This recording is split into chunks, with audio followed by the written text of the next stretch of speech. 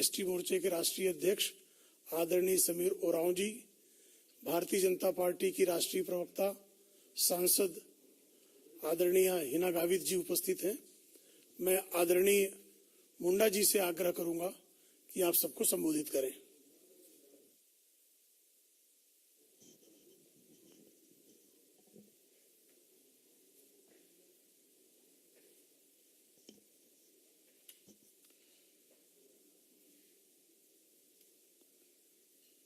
हम सब भारत के समस्त नागरिक और मुख्य रूप से देश के सभी आदिवासी समाज, जनजाति समाज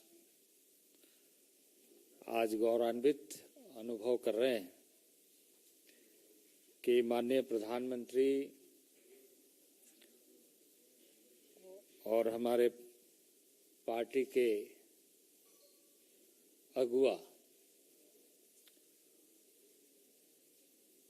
देश के ही नहीं बल्कि दुनिया के लोकप्रिय नेता और देश के प्रधानमंत्री आदरणीय नरेंद्र भाई मोदी और हमारे पार्टी के प्रेसिडेंट जेपी नड्डा जी, जिनके दूरदर्शी सोच और भविष्य का भारत गढ़ने के लिए लगातार नए अध्याय के साथ, नए ऐतिहासिक फैसलों के साथ आगे बढ़ रहा है। और इसी कड़ी में हम सब के लिए सौभाग्य है कि भारत के राष्ट्रपति के रूप में एक आदिवासी महिला राष्ट्रपति के पद को सुशोभित करने जा रही है। और इसके लिए मैं माननीय प्रधानमंत्री जी को और राष्ट्रीय अध्यक्ष जी को और एनडीए के सभी ऐसे सहयोगियों को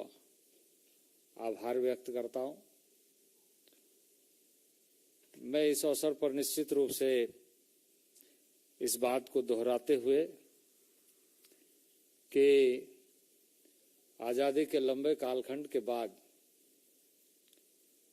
भारत और भारत का जनजाति समाज नए अवसरों के साथ आगे बढ़ रहा है।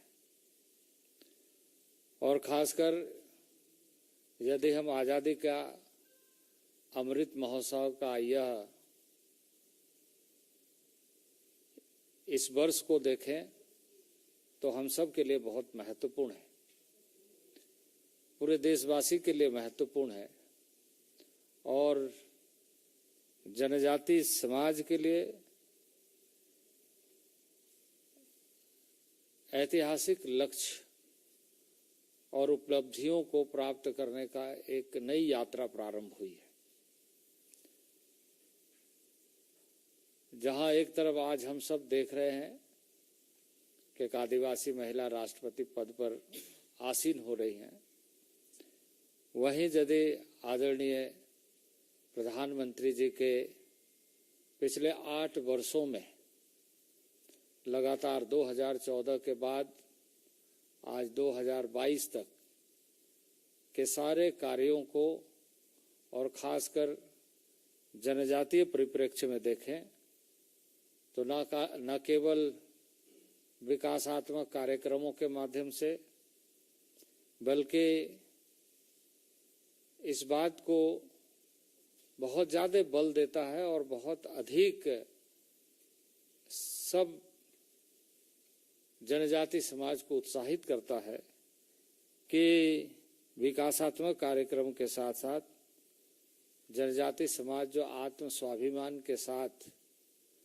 आदि संस्कृति के साथ, परंपराओं के साथ लगातार जिया है, उस आत्मीय सम्मान और स्वाभिमान को बढ़ाने का जितने भी ऐसे फैसले हो सकते हैं माननीय प्रधानमंत्री के नेतृत्व में हुआ है। आप सबको मैं बताना चाहता हूं कि भारत के स्वतंत्रता संग्राम में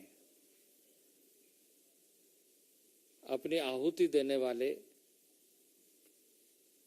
जिन्हें आदिवासी समाज भगवान बिरसा मुंडा के नाम से जानते हैं,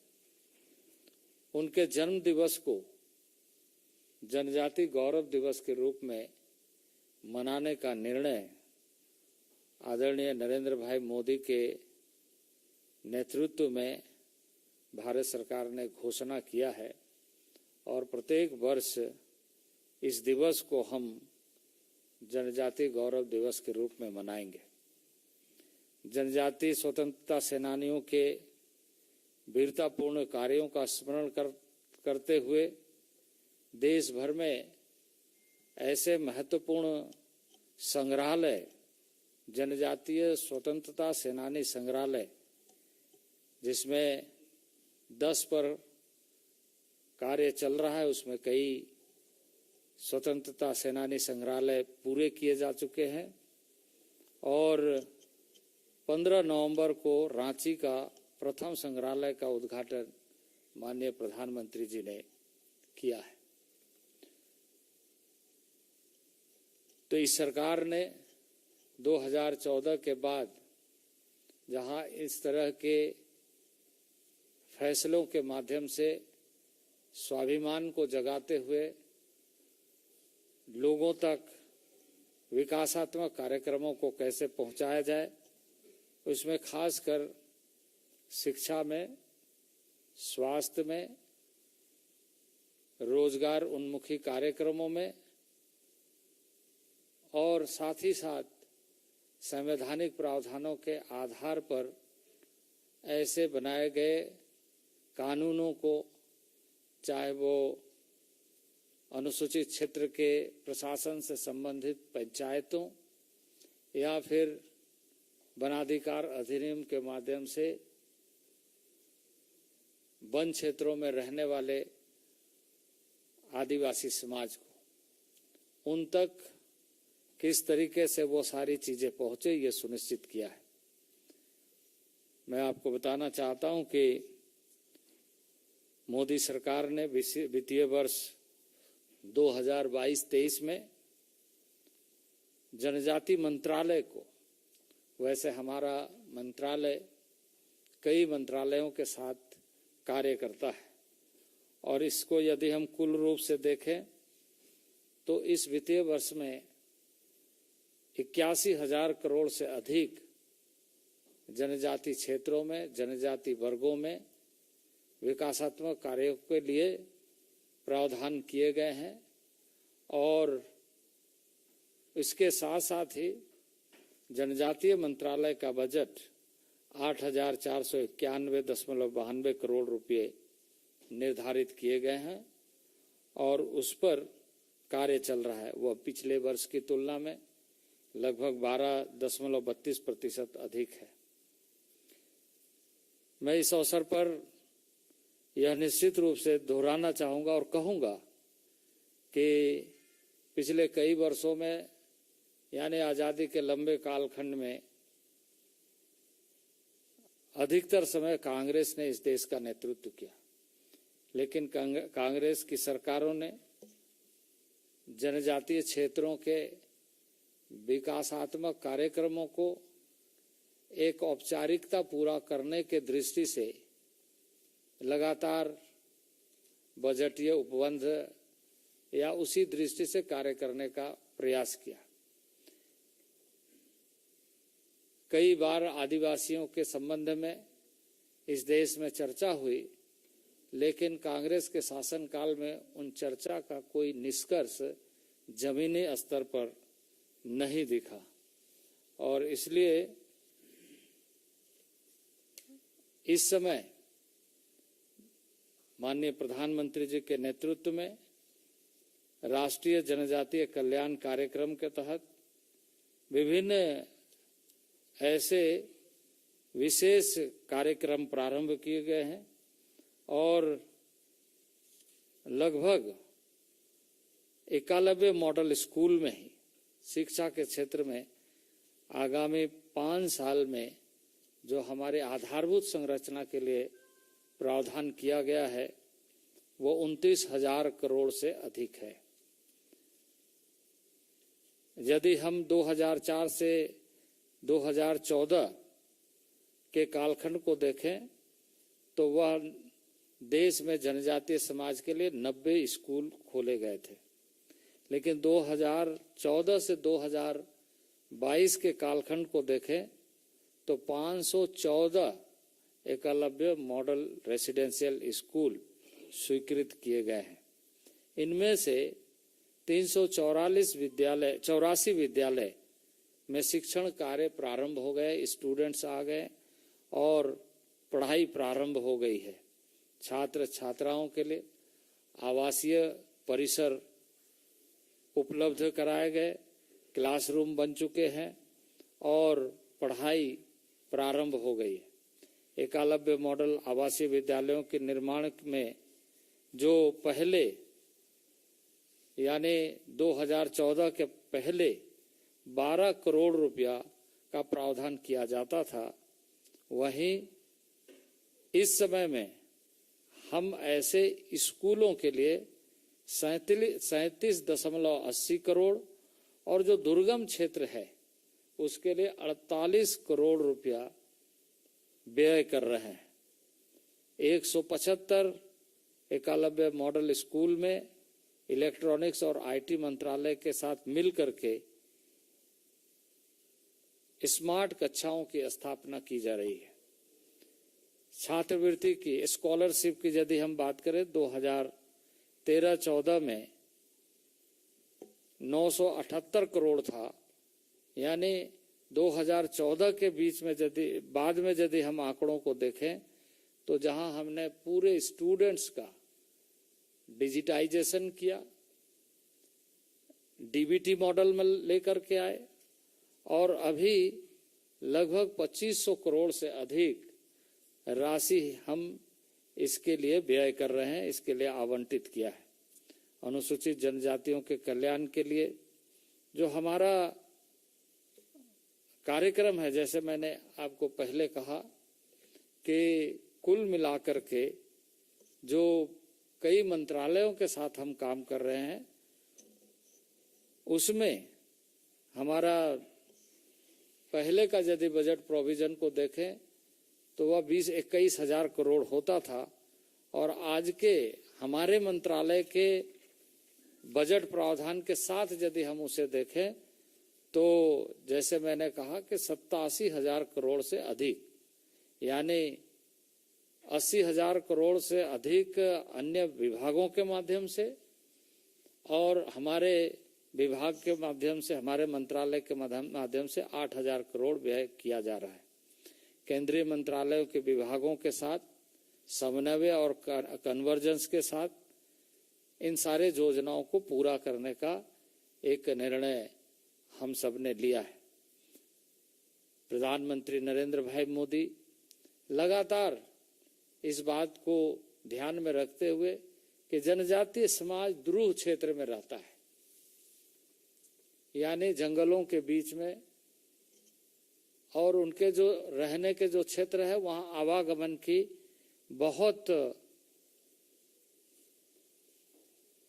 स्थिति लंबे कालखंड तक एक गैप के रूप में दिखी है। उसके लिए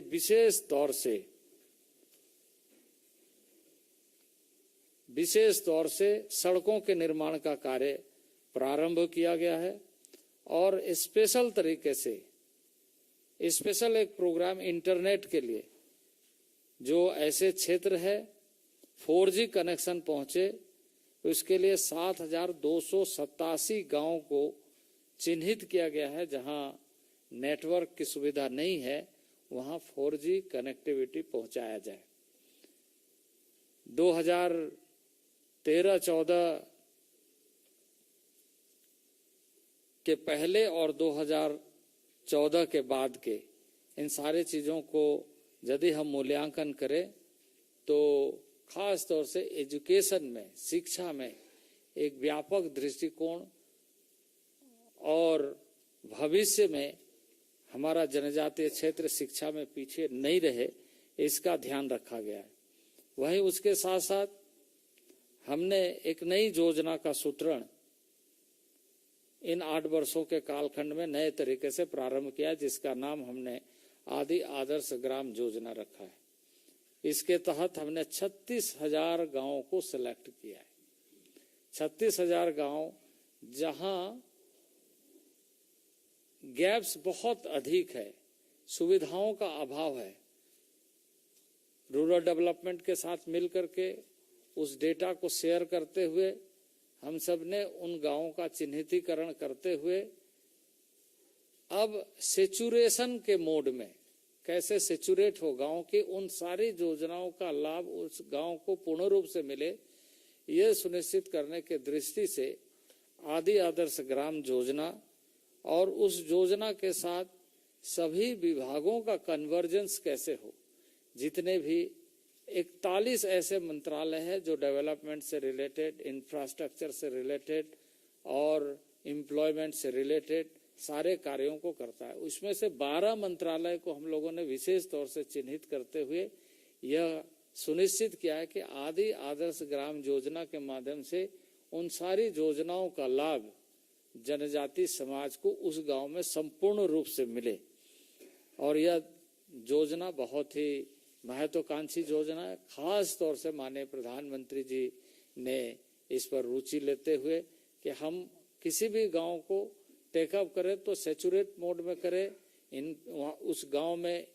एम्प्लॉयमेंट जनरेशन की क्या संभावना है, रोजगार की क्या संभावना है, स्किल डेवलपमेंट की क्या संभावना है, सिंचाई की संभावना क्या है, एग्रीकल्चर की क्या संभावना है, और इंडिविजुअल तरीके से सेल्फ हेल्प ग्रुप के माध्यम से, कम्युनिटी राइट्स के माध्यम से जो चीजें वहां पर हो सकते हैं, उन सारे चीजों को आदि आदर्श ग्राम के माध्यम से, जहां पर व्यक्तिगत रूप से, पारिवारिक रूप से, सामाजिक रूप से सारे कार्य योजना हो। और उसको हमने पंचायती राज के साथ मिल करके यह सुनिश्चित किया है कि खास तौर से जो एक बड़ा क्षेत्र है जिसे अनुसूचित क्षेत्र के रूप में, उन क्षेत्रों में जो पंचायती राज व्यवस्था है, जो पेशा एक्ट है, उसको हम ज्यादा से ज्यादा सशक्त बनाए और उसका ऑनरशिप सुनिश्चित करें। तो ये जो हमारा कन्वर्जेंस प्रोग्राम है, ये जो हमारा आदि आदर्श ग्राम योजना है, ये जब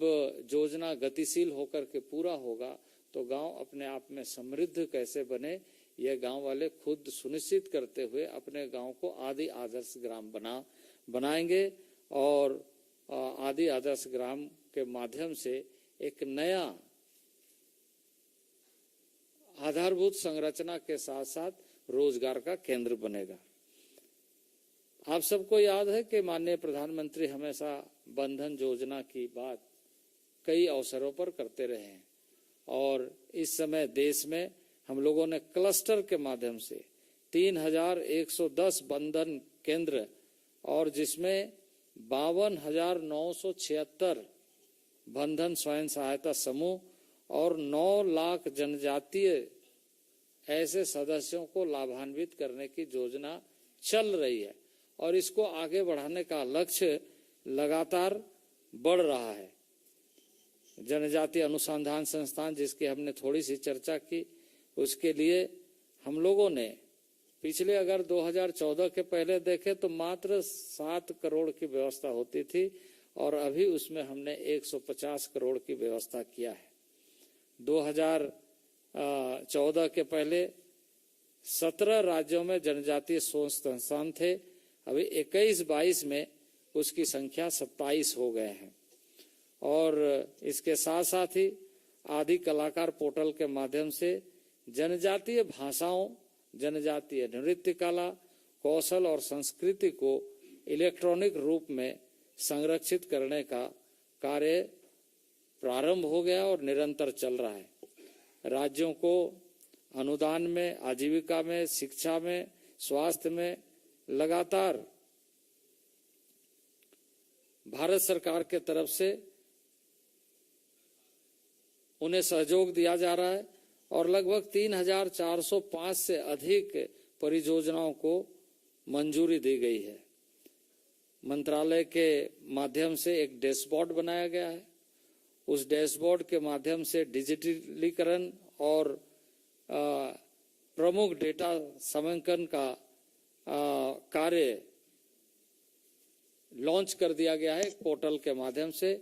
और ऐसी कुछ योजनाएं जिसको प्रधानमंत्री स्वयं अपने डैशबोर्ड में देखते हैं। जनजातीय अनुसंधान संस्थान के उत्कृष्टता केंद्रों का, जिसको हम सेंटर फॉर एक्सीलेंस के रूप में प्रतिष्ठित ऐसे संस्थाओं के साथ कार्य कर रहे हैं, चाहे वो आईआईटी हो, आईआईएम हो या इस तरह के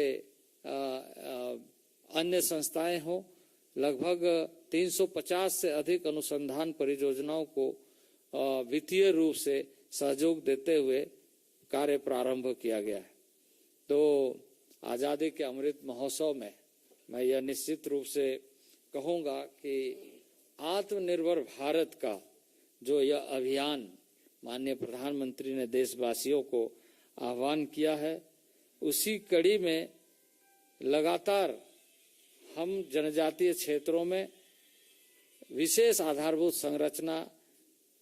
और पिछले 5 वर्षों में नए हाट बाजार और साथ ही साथ भंडार के लिए भंडार गृह का निर्माण करने की योजना हम लोगों ने स्वीकृति दिया है और उसका कार्य प्रारंभ हो रहा है। ट्राइफेड के माध्यम से जहां हमने कहा कि सुदूरवर्ती क्षेत्र में जो वनोपज है उसका वैल्यू एडिशन के साथ उसका मार्केटिंग नेटवर्क, उसका लिंकेज और इंटरनेशनल मार्केट की जितनी पोटेंशियल है उसको हम लगातार आगे बढ़ा रहे हैं। और अभी बहुत सारे ऐसे उत्पाद है जिसका हम राष्ट्रीय स्तर पर और अंतर्राष्ट्रीय स्तर पर बाजार कर रहे हैं और उस कार्य को आगे बढ़ा रहे हैं। उत्तर पूर्वी क्षेत्र के लिए, नॉर्थ ईस्ट के लिए हमारा अभी एक बड़ी योजना एक मंजूरी दी गई है और उसमें लगभग 130 करोड़ की योजना 130 करोड़ की योजना हमने उस पर स्वीकृत किया है और 75 करोड़ रुपया ऑलरेडी हमने उसके लिए उपलब्ध करा दी है। तो इस तरीके से नॉर्थ ईस्ट के ऊपर भी हमारा विशेष ध्यान है और जनजातीय समाज के वहाँ जो रहने वाले लोग हैं उसमें एंटरप्रेन्योरशिप का डेवलपमेंट का कार्य बहुत तेजी से बढ़ रहा है और लोग जुड़ रहे हैं। मोदी सरकार ने पहली बार ऐसे कार्य योजना के माध्यम से लोगों को जोड़ने का कार्य प्रारंभ किया है, जिसके माध्यम से सुदूरवर्ती क्षेत्र में रहने वाले लोगों को एक अच्छी सुविधाओं के साथ भी, रोजगार के साथ भी और आत्म स्वाभिमान के साथ भी बढ़ने का मौका मिल रहा है। आप सभी जानते हैं कि इस देश में एक नया प्रयोग के साथ नया मैनेजमेंट सिस्टम माननीय प्रधानमंत्री जी ने प्रारंभ किया है और वो है एस्पिरेशनल डिस्ट्रिक्ट, जिसके बारे में आपको हमारे हिना गावित जी आपको पूरी तरीके से ब्रीफ करेंगे कि ये जो कार्य योजना है एस्पिरेशनल डिस्ट्रिक्ट मैनेजमेंट सिस्टम किस तरीके से धरातल पर सतह पर कैसे बेहतर ढंग से उतरे और जिसका बहुत अच्छा परिणाम सामने आ रहा है डिफरेंट सेक्टोरल डेवलपमेंट के लिए, वो आपको डिटेल्स में बताएंगे। जनजातीय क्षेत्र मुख्य रूप से मिनरल एरिया के रूप में भी पहचाना जाता है और इसलिए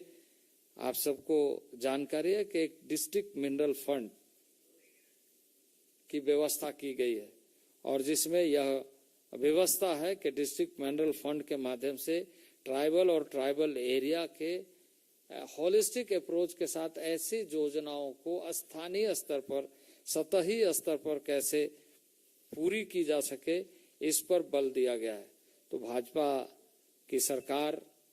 2014 से 2022 के कालखंड को यदि हम देखें तो पूरे जनजातीय समाज को इस रूप में देखते हुए कि आज़ादी के लंबे कालखंड में बहुत तरह के प्रावधानों की बात की गई, बहुत तरह की योजनाओं की बात की गई, बहुत तरह के कार्यक्रमों की बात की गई, बहुत तरह के संवैधानिक अधिकारों की बात की गई, लेकिन उसको धरातल पर उतारने के लिए जो प्रयत्न होना चाहिए उसमें कभी स्पष्टीकरण नहीं रहा। और इस समय यदि आप देखें तो माननीय प्रधानमंत्री जी ने जहां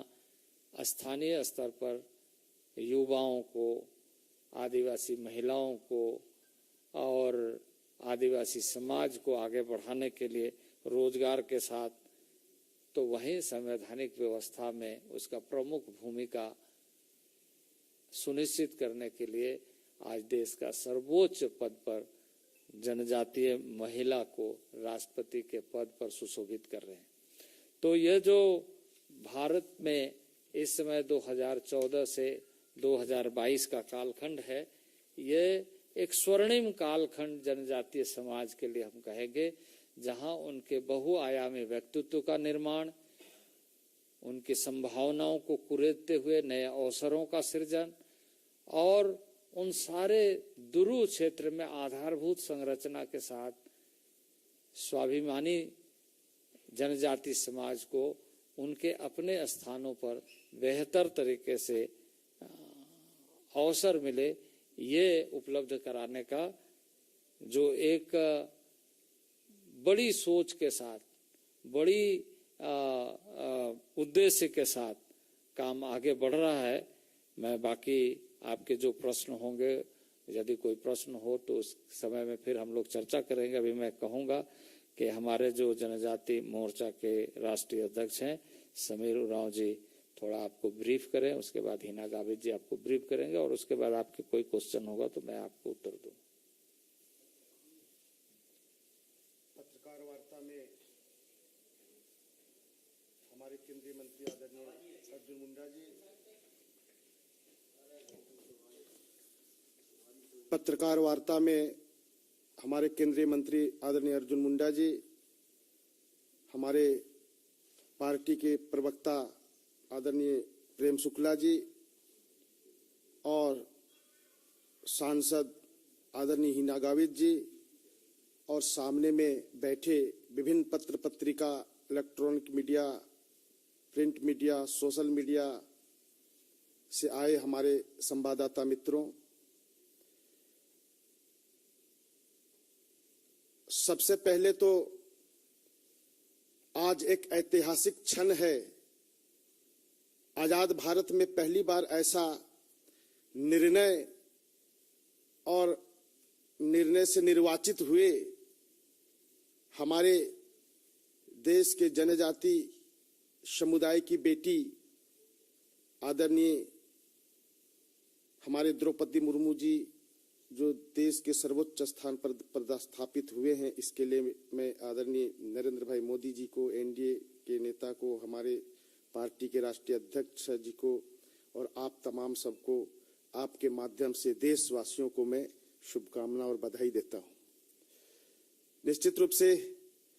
जो जनजातीय कार्य जो देश के जनजाति समुदाय के लिए जो किए जा रहे हैं, इन सारे बातों को हमारे आदरणीय अर्जुन मुंडा जी ने एक एक बातों को बताने का काम किया। लेकिन मैं बताना चाहता हूं कि आजाद भारत में पहली बार इस देश के अंदर जनजाति समाज समुदाय के लिए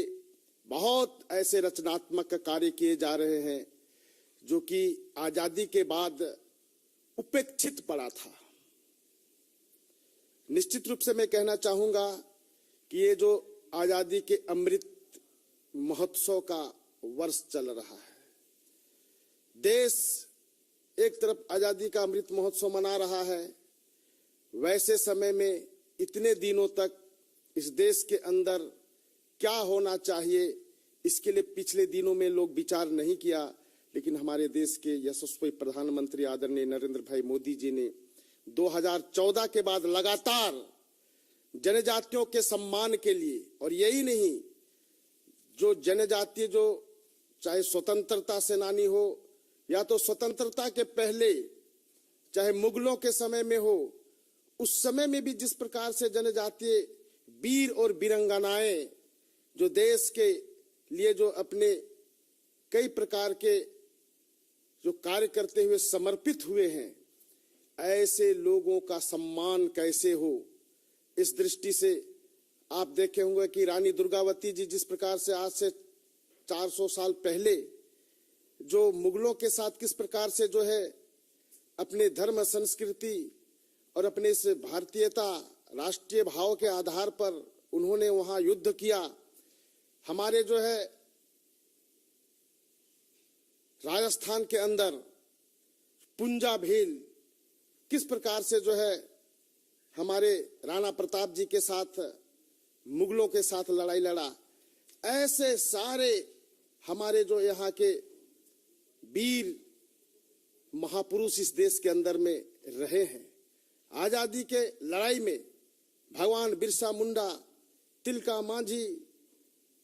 चांद भैरव, जादो नाग, रानी मां गाइडेल्यू, तलक्कल चंदू, ऐसे भीमा नायक, ऐसे कितने हमारे जनजातीय स्वतंत्रता संग्राम के सेनानी थे। इन लोगों को किसी ने उस समय इतिहास के पन्नों में ठीक से दर्ज नहीं किया। यही नहीं, और हमारी सरकार ने भी उस समय कहीं कुछ करने का प्रयत्न नहीं किया।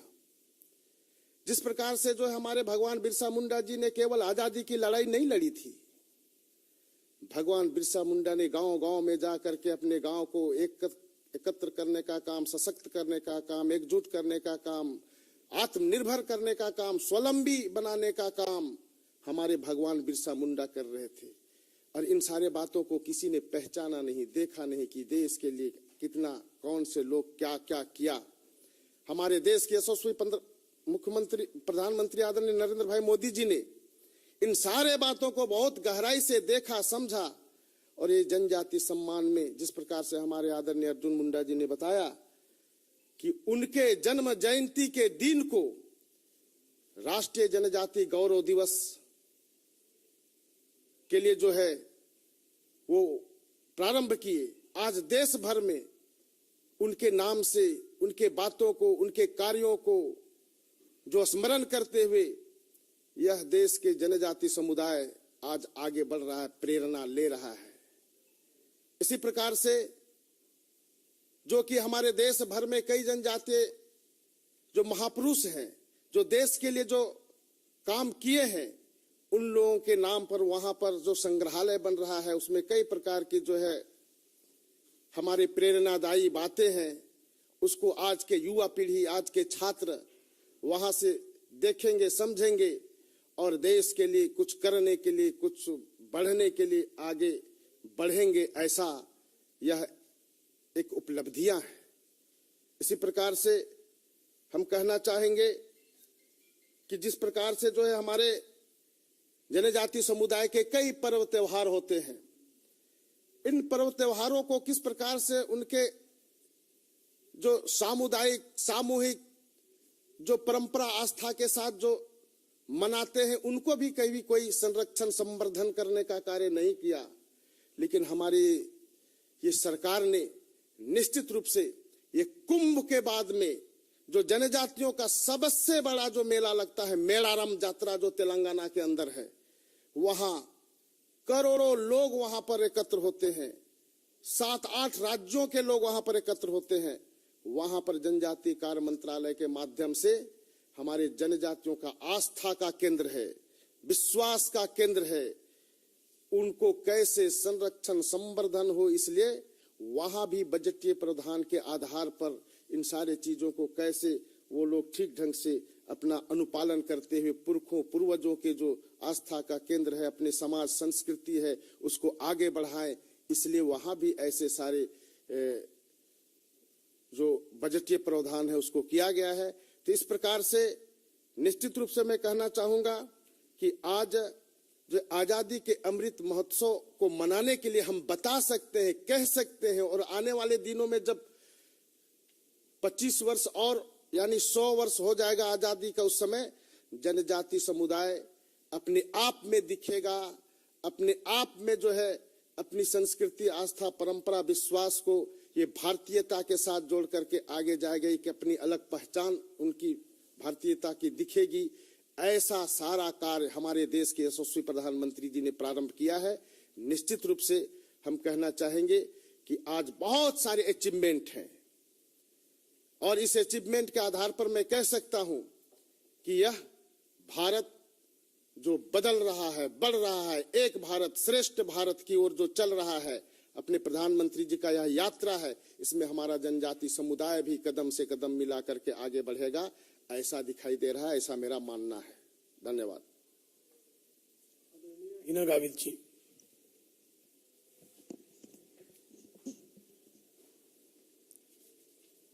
धन्यवाद।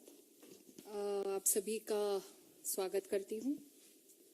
Today history is scripted in India. आज सर्वोच्च संवैधानिक पद जो कि देश के राष्ट्रपति पद पर पहली बार एक आदिवासी महिला विराजमान हुई है, और मैं समस्त आदिवासी समाज की ओर से हमारे प्रधानमंत्री श्री नरेंद्र मोदी जी, भारतीय जनता पार्टी के राष्ट्रीय अध्यक्ष आदरणीय जेपी नड्डा जी, एनडीए के सभी नेताओं का मैं आभार व्यक्त करती हूँ, धन्यवाद देती हूँ। प्रधानमंत्री जी ने 2014 में जब पहली बार उन्होंने प्रधानमंत्री की शपथ ली, तो पहला वाक्य जो उन्होंने कहा था कि मेरी सरकार गरीब, शोषित, वंचित, पीड़ित, आदिवासी, दलितों के लिए समर्पित है। और ये केवल उन्होंने कहा ही नहीं, तो उनके हर एक योजना में, हर एक कार्य में उन्होंने वो बताया भी है। आज जो गरीब कल्याण योजनाएं देश में चल रही है, प्रधानमंत्री आवास योजना हो, हर घर नल से जल हो, सौभाग्य योजना हो, आयुष्मान भारत हो, उज्ज्वला हो, जितने भी गरीब कल्याण योजनाएं हैं, इसमें ज्यादातर गरीब, आदिवासी, दलित, पिछड़े लोगों का समावेश है। और ये बिल्कुल टारगेट ओरिएंटेड फॉर्म में ये सारी योजनाओं का कार्य ये शुरू है। प्रधानमंत्री आवास योजना जैसे 2022 तक पहली लिस्ट पूरी हुई, उसके बाद जो बचे हुए लोग थे उनके लिए दूसरी लिस्ट बनाई गई। तो हर एक स्कीम के अंतर्गत आदिवासी आखिरी व्यक्ति तक पहुंचना, दलित आखिरी व्यक्ति तक पहुंचना, गरीब, पिछड़े व्यक्ति तक ये सारी योजनाएं सही मायने में पहुंचाने का काम ये प्रधानमंत्री जी के नेतृत्व वाली सरकार कर रही है। आज ये जो इतिहास देश में रचा गया है, हमारी आदिवासी महिला आज देश के इतने बड़े पद तक पहुंची है। अनेक राजनीतिक पक्ष हो गए, बड़ी बड़ी बातें की, लेकिन सही मायने में आदिवासी समाज को न्याय देने का काम ये प्रधानमंत्री जी ने आज किया है। हमारे देश में जो पिछड़े हुए इलाके हैं, उसमें ज्यादातर आदिवासी बहुल क्षेत्र है। अगर हम देखें तो वहां पे इंफ्रास्ट्रक्चर, रोड्स, हेल्थ, एजुकेशन, ये अगर हम पूरे देश के डिस्ट्रिक्ट वाइज डेटा देखें तो आप सभी को ये ध्यान में आएगा कि जहां पे ट्राइबल एरियाज है, वहां पे लिटरेसी रेट कम है, वहां पे हेल्थ के इश्यूज है, जैसे sickle cell anaemia, malnutrition, maternal mortality, इस तरह के जो इश्यूज है ये पर्टिकुलरली ट्राइबल एरियाज में ज्यादा है। और ये सभी इश्यूज को एक साथ एड्रेस करने के लिए प्रधानमंत्री जी ने एस्पिरेशनल डिस्ट्रिक्ट प्रोग्राम शुरू किया 2018 में। और ये जो एस्पिरेशनल डिस्ट्रिक्ट प्रोग्राम है, इसमें मेन 5 एरियाज पे फोकस है: health and nutrition, education, agriculture, basic infrastructure and financial inclusion. ये योजना एस्पिरेशनल डिस्ट्रिक्ट की बनने के बाद इसका रेगुलर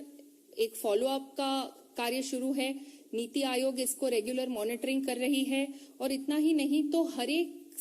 सेक्टर में अलग अलग इंडिकेटर्स को किस तरह से इम्प्रूव किया जाए, इसलिए बहुत ही ज्यादा मेहनत हमारा सरकार और पूरी सिस्टम एस्पिरेशनल डिस्ट्रिक्ट्स पे कर रही है। इसका अगर हम रिजल्ट देखें तो हमारे जो पिछले जब से एस्पिरेशनल डिस्ट्रिक्ट प्रोग्राम बना है और आज तक ये जो इंडिकेटर्स है, इसमें जिस तरह से इम्प्रूवमेंट हुई है, इसके आंकड़े पहले तो बिलो नेशनल एवरेज हुआ करता था, आज ये अबाव नेशनल एवरेज कई डिस्ट्रिक्ट्स में हमको आंकड़े देखने को मिल रही है। तो इससे एक चीज तो निश्चित रूप से पता चलता है कि आदिवासी क्षेत्रों में सही मायने में टारगेटेड डेवलपमेंट का काम प्रधानमंत्री मोदी जी के नेतृत्व में सरकार कर रही है। आज अभी हमारे आदिवासी विभाग के मंत्री आदरणीय मुंडा जी ने उनके विभाग के अंतर्गत जो योजनाएं चल रही है उसके बारे में उन्होंने डिटेल में बताया।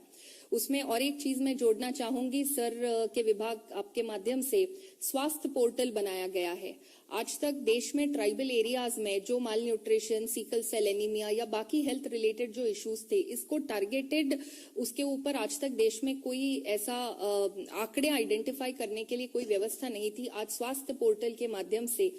ट्राइबल और नॉन ट्राइबल एरियाज में हेल्थ के किस तरह से प्रॉब्लम्स है और वो किस तरह से इम्प्रूवमेंट हो रही है, वो सारा स्वास्थ्य पोर्टल के माध्यम से हमें देखने को मिल रहा है।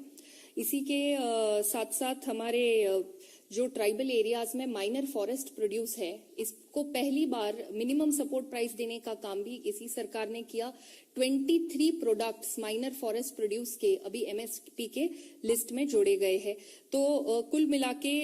मैं यही कहना चाहूंगी कि आदिवासी समाज आज बहुत ही गौरवान्वित महसूस कर रहा है और आदिवासी क्षेत्रों में जो कई सालों से बेसिक इंफ्रास्ट्रक्चर या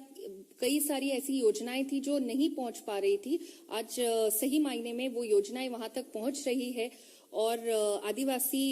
समुदाय को न्याय देने का काम यहाँ हो रहा है। बहुत बहुत धन्यवाद। आप लोगों को प्रश्न हो तो पूछ सकते हैं।